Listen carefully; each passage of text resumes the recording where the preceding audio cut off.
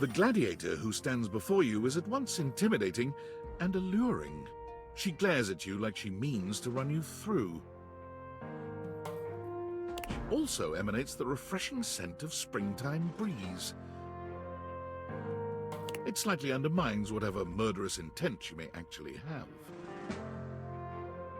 She is beautiful and terrifying, an Amazon in blue and pink. But even as she points her sword at your throat, all you can do is marvel at just how clean and sweetly scented it is. Who dares disturb me?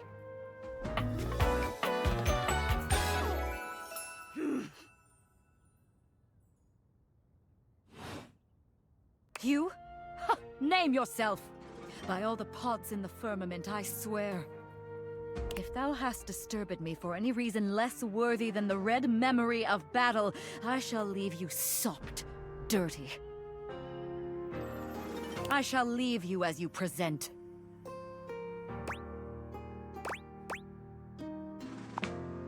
Meet me.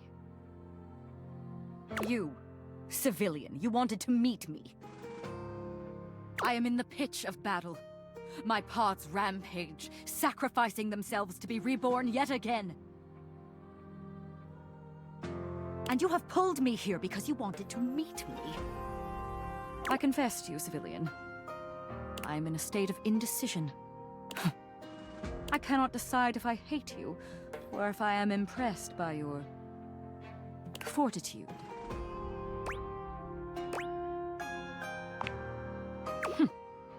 Fortitude.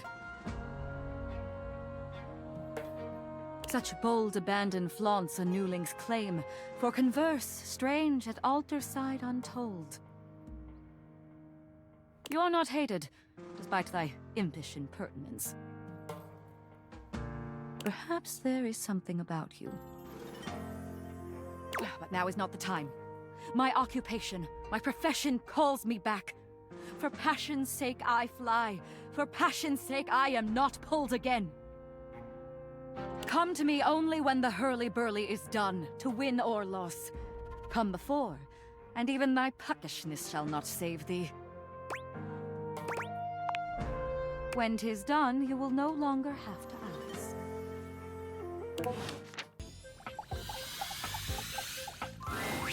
No! Tydus points her sword at you, but the moment she recognizes you, she lowers it. Her shoulders sag, and her face falls. You're not sure if your mere presence has ever so thoroughly disappointed anyone before. You. Why you? Why anyone? Why would a being with a beating heart chance upon this cursed place? For any place that would play host to the lukewarm slickness of my humiliation must bellow and pollute like a mouth of sulphurous hell.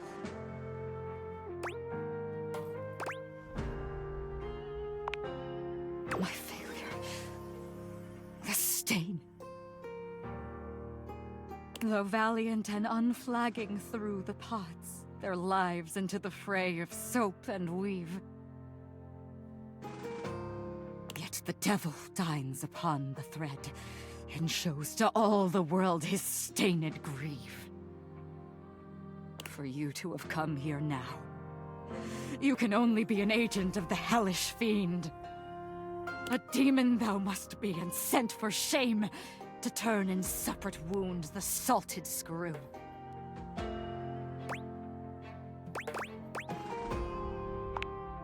Just what an enemy would say.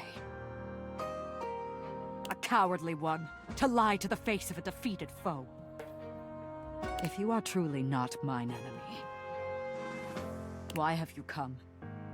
Surely a better entertainment is available to you than my pitiful writhing. Why watchest thou this silent parade?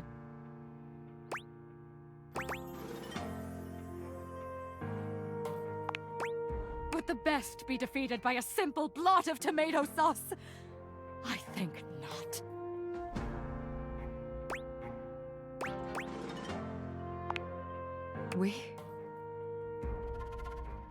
Do you mean... You speak as though we are... a team. Could you mean... And the mere mention is an arrow in the dark field of my battle-wearied consciousness, that I am not commanding in isolation. Comradeship. As arm in arm we march. Not alone, but linked in faith and purpose. Lights the hollow of an emptied heart, the way to victory clean and undiminished.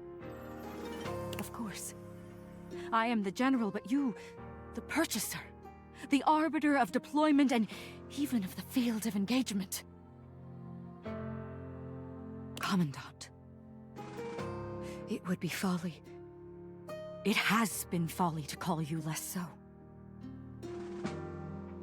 From my attrition may you grant me pause. A bending fresh to action's ta'en and haste is needed. I cannot speak more now. If my commandant thou art, I beg thy patience as I recompose. It shall be my honor to receive thy counsel and thy society when I have reformed.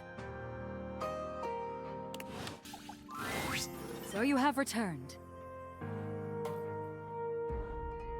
Sensations new and welcome fill my breast, as stranger, leader, colleague doth present.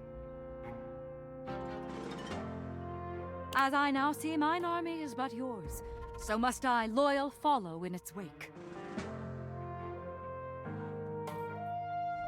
And though exhaustion yet lies heavy on my lid, your enterprise will spring me forth anew. Have you a task? Have you a great battle to be fought?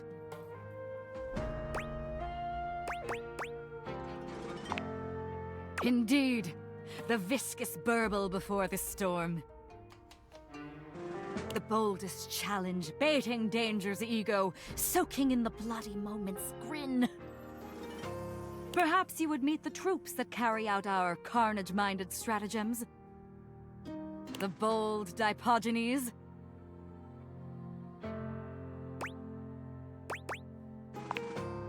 A group of petite pink and blue beings enter from all sides, grouping around Tydus. There's something intensely dramatic about them. Is it their tragedy mask-like faces? Perhaps the way they pose like theater players. They cluster around their leader, each striking an elegant and theatrical pose. Tydus spreads her arms wide. She's clearly proud of this little group. I present to you the Dipodgenes. The Dipodgenes speak as one, like a spring breeze-scented Greek chorus. Lead us to the great beyond! We shall purify and be purified! They are mine to command, though I do not relish in my duty. They are who I deploy into the fray. They bring me victory. They bring us victory. And it destroys them. Sound buzzers, and our dirtied ensign waves. Victory bought by friends in drowned graves. Mother! Children! Leader! Soldiers! We rally for thee, General! Third will end! Sacrifice! Sacrifice! Sacrifice!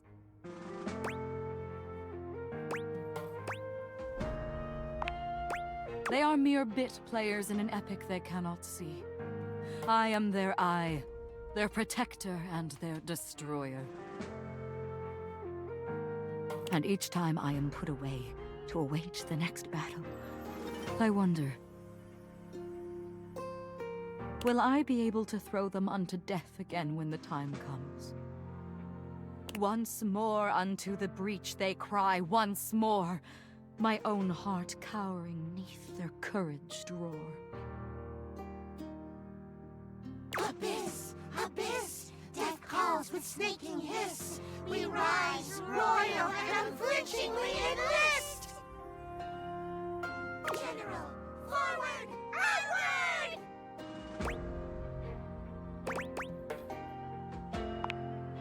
Oh. Not until this very moment did I realize how I have longed to hear those words. I could not have known the new longing that I might find in the fighting of this noble war. Aside an equal, aside another who could see it. To see, and seeing to be seen, a nameless pleasure like a bell is struck. If experience is any teacher, you will go now. Dust draws me in, soft and gray, forgotten. Loss the oldest thought I might yet earn.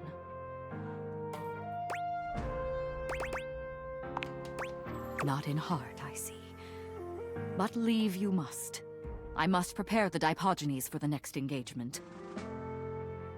And you must gift me with an absence. A moment to take stock of sensation and possibility. When you return, you will fight with me. You will fight with us. Perhaps a battle of a different character. On field and flirtatious fold will run. A war for honor, victory, and for fun. That word is so new. It breaks open like bright candy on my tongue.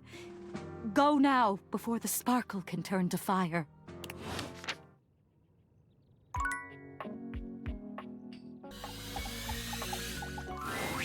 Well, I wagered so. They, being generous of sod and spirit, wagered you would find your courage. And so you have. Your medal mayhaps buys a chance to fight in comradeship once more. We, the Dipodgenes and I, are just about to begin our daily training. Should it please you, you will join us. Excellent! We train as we fight, consistently and with vim. It is an ancient game of chance and fate. As Tydus explains, the Dipodgenes begin to move together, almost as if they'd choreographed this. Stone, stone, stone! One makes a choice, and then must honor it with presence and with blood. Parchment, parchment, parchment! The outcome is unknown, but be it victory or defeat, the sacrifice remains. And the game, just as the battle, will rage in endless ecstasy for all time! Cheers, cheers, cheers! Welcome, inductee, to the agoge of Stone, Parchment, Shears!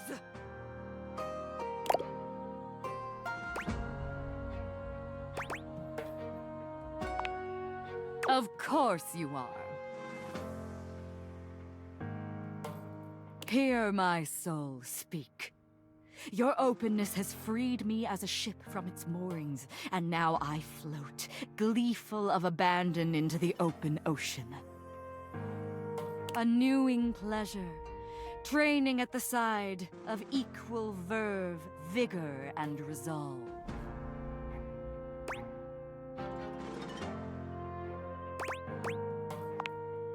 As you try to analyze what Tydus may do, the Dipodgenes are moving through 3 different poses. They cluster into a group for stone, they form into an opening and closing V for shears, and they all flatten themselves to the ground for parchment. Let the battle begin! Unus, duo, tres, saggito! The Dipodgenes move into place just as you're calling out your own play.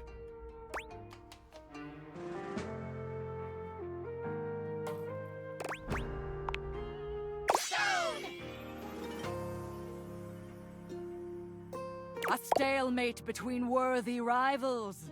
Duel again! Unus, duo, tres, saggito!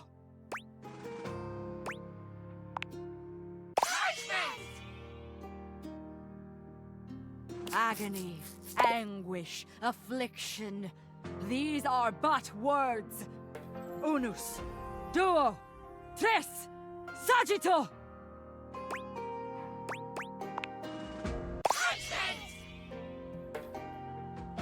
A stalemate between worthy rivals.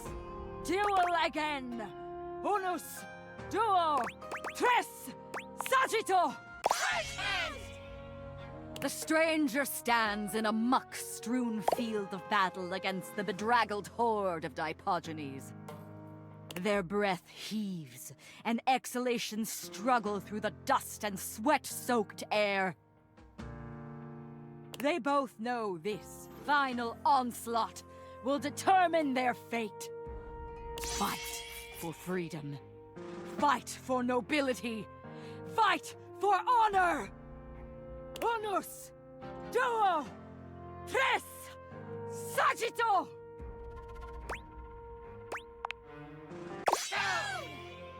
'Twas well fought. In defeat, you have shown your mettle, perhaps more so than in victory. Leave us be for now. The war continues, and ready we must be. Set us free! The Dipodgenes move into place just as you're calling out your own play. 'Twas well fought, stranger. 'Twas well fought. Now thou must see the truth beneath the game. Duty above all else. Take thy sacrifice and leave me be. I have seen enough loss for one day. Come, let you go and make thy mother blind. For such a sight will blind a general's eye. 1 hour's storm will drown the fragrant pods. What will whole months of tears from mother's eyes? Do not draw back, for we will mourn with thee. Oh, could our mourning ease thy misery? Rejoice! Rejoice! The chosen one has been summoned through combat! The gods claim their prize! All hail sacrifice! Victory! We must rest now, our newfound warrior. Come again, if thou wilt. What ho, thou valiant warrior! Welcome back to the site of your recent victory. The Dipodgenes still speak of you, or something of a figure to them now.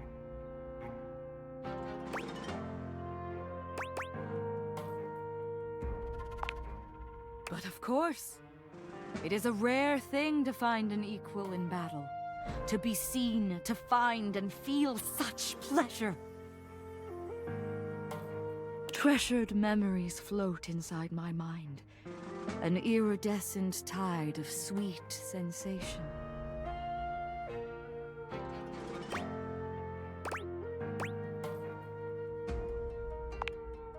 I see a flush upon a faithful cheek, a glint of fire and longing in thy sight. Were I to be a speaker for your heart, upon new wings of love we might take flight. This is only what I have seen. I have been wrong. Gods know I have made mistakes. But if I am, sweet soul, tripping and stumbling now, tell me.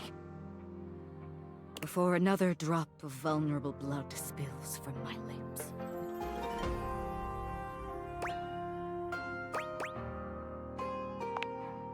Then shall we two by dreaming moonset lie, on beds of blooms, hollows of safety sweet. Come, my darling warrior. Thou and I hath waited long enough on this new field. We'll call the battle joined, our joinings sealed.